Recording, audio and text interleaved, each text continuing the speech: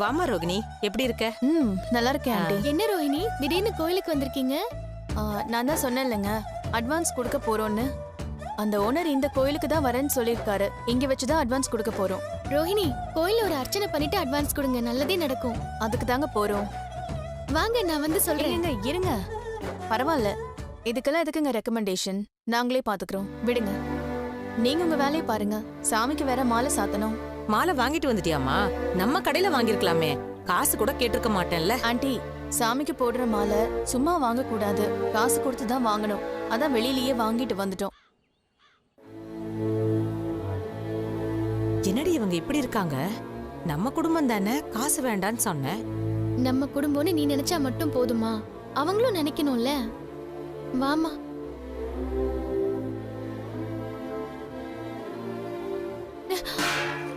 ரோகிணி பாத்து.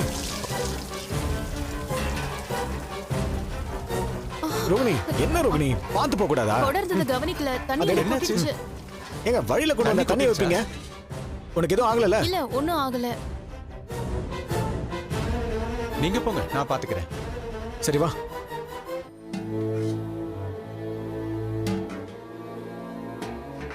அக்கா, என்ன அவங்க அட்வான்ஸ் கொடுக்கணும்னு சொல்லிட்டு இருந்தாங்க? அதுவா, அவங்க வீடு வாங்க போறாங்களாம். ஈசிஆர்ல பீச் பக்கத்துல பெரிய வீடு பாத்திருக்காங்க. 3 கோடி ரூபாவா. 3 கோடியா? சும்மாவே சீன் போடுவாங்க, இப்ப சொல்லவா வேணும்? இப்பவே எப்படி ஆட்டிடியூட் காட்டுறாங்க பாரு. விடு. அம்மா சொன்னாங்கல்ல, புருஷன் கிட்டயே பார்த்துதான் பேசணும்னு. அப்ப இவங்க கிட்ட எல்லாம் இன்னும் பார்த்துதான் இருக்கணும். அம்மா, என்ன ஏன் ஒரு மாதிரி ஆயிட்ட?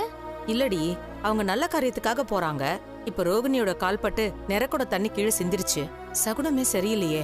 சகுனம் சரியில்லையா? ஆமாண்டி, அதுவும் கோவில்ல வச்சு இப்படி நடக்குது. அபசகுனமா தான் இருக்கு.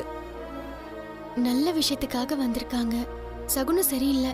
இன்னொரு நாள் கொடுங்கன்னு நான் போய் சொல்லிட்டு வந்துட்டேன். ஏய் மீனா, நீ சொன்னா மட்டும் அவங்க கேட்கவா போறாங்க? ஏதோ பொறாமையில பேசுறேன்னு நினைப்பாங்க. ஆமாக்கா, அதுக்கும் அந்த ஆளு ஓவரா பேசுவான். மீனா, நீ ஒன்னு செய். அவங்க போனதுக்கு அப்புறம் அவங்களுக்கு எதுவும் ஆயிடக்கூடாதுன்னு அம்மனுக்கு முன்னாடி ஒரு தேங்காய் உடைச்சிடு. சரிம்மா. சரி வாங்க. ம்.